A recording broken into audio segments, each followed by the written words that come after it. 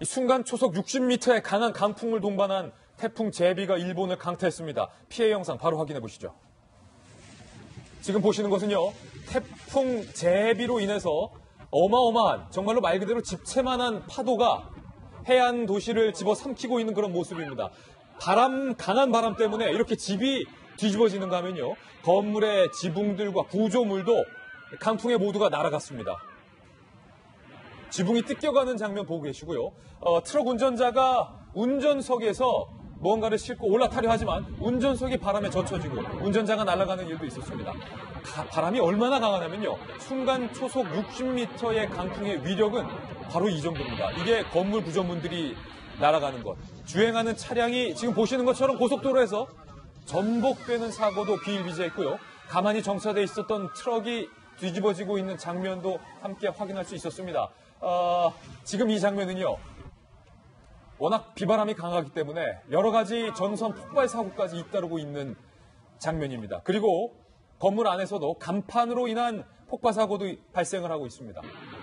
게다가 지금 보시는 것처럼 유조선이 강풍에 떠내려가서 이 간사이 국제공항으로 연결되는 대교 다리에 부딪히는 장면입니다. 그래서 이 대교가 현재 통제가 된 상황입니다. 그렇다면 인공섬인 간사이 국제공항에서 육지로 연결되는 육로가 끊겼다라는 얘기가 됩니다.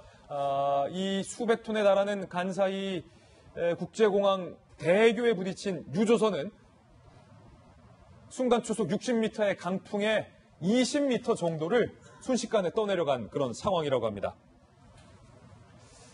이 외에도 지금 일본에서 이 태풍 피해 영상이 참으로 많습니다. 김병민 박사님. 네. 유조선이 날아가고 건물이 뜯겨 날아가서 전선에서 폭파 사고가 발생하고 사망자도 벌써 9명이 나왔다고요. 네, 영상을 보신 이 많은 시청자분들이 충격일 거다 생각하는데요. 얼마 전에 태풍 솔릭이 올라오기 전에 돌직구쇼에서 이 순간 초속 40m가 됐을 경우에 사람이 거의 날아갈 정도의 지경인 것을 보여드렸던 기억이 납니다. 근데 그것은 넘어서 순간 초속 60m가 되게 됐을 경우 이 정도로 자동차까지 전복되는 사고가 일어날 수 있는 거고요. 유조선도 결국 중심을 잡지 못해서 대교에 부딪히게 됐는데 여기서 조금 더 나갔다라면은 기름 유출 사고까지 나면 정말 큰일이 아닐 수 없는데 일단 그 정도 상황까지는 아닌 것 같습니다. 지금 5천 명이 저 간사이 공항에 고립이 돼 있다라고 얘기를 하고 있고요. 또 이 주변에서는 진도 4의 지진까지 지금 일어나고 있는 상황이라고 얘기를 하고 있는 상황이기 때문에 굉장히 일본 현지가 피해가 심각한 것 같습니다. 지금 이게 21호 태풍 제비가 북상하게 된 건데 이 제비라고 하는 태풍의 이름을 대한민국에서 다시 제출한 거라고 얘기를 해요. 그래서 이 태풍의 피해가 굉장히 극심해지게 됐을 경우는 그 이름을 다시는 사용하지 못하게 되는데 아마도 이 제비라는 이 태풍 이름을 다시는 사용하지 못하게 될 것 같고요. 간사이 공항이 말씀하셨던 것처럼 인공섬으로 돼 있기 때문에 여기서 고베공항으로 수송선을 띄워서 이 갇혀져 있는 고립되어 있는 사람들을 지금 수송하고 있는 상황이다라고 얘기를 하고 있는데 간사이 공항의 활주로나 뭐 땅이 물에 잠겨 있다 현재. 맞습니다. 그래서 어떻게든지 간에 여기에 있는 사람들을 구해야 될 것 아니겠습니까? 지금 오사카 총영사가 확인한 바에 따르면 현재 우리 교민들 그리고 관광객들 같은 경우가 한 50명 정도가 고립되어 있는 상황이다라고 얘기를 하고 있는데 무사히 아무도 우리 교민이나 국민들의 피해가 없도록 최대한의 조치를 다 취해야 될 것 같다는 생각이 듭니다. 현재 9명이 숨진 것으로 집계가 되고 있고 조금 전에 보셨던 저 장면이 바로 공항 장면입니다. 공항 앞에 활주로, 비행기가 있어야 할 활주로에 물이 들어와서 물에 잠기면서 비행기가 마치 잠수함인 것처럼 물에 잠겨 있는 그런 장면도 확인할 수가 있어요. 조금 전에 들려오는 이야기로는 물에 잠겼기 때문에 육로로, 특히 아까 다리가 유조선에 부딪혔기 때문에 육로로 고립된 승객들을 구출할 수가 없기 때문에 페리를 일본 당국이 동원했다는 소식도 들려오고 있어요, 이칼라. 완전히 고립됐다고 보는 그렇게 표현을 해도 지금 지나침이 없죠. 그 공항 자체가 물로 이제 고립됐고 약간 좀 잠긴 듯한 그런 모습인데요. 지금 저렇게 지금 초속 60m면은 굉장히 엄청나게 큰 바람들이 있는 상황에서 배로 사람들을 구출한다고 해도 굉장히 좀 한계가 있을 것 같고 지금 말씀하신 것처럼 수천 명의 지금 공항이기 때문에 순서대로 한다고 해도 그 구조 작전 자체가 굉장히 좀 위험할 것 같습니다.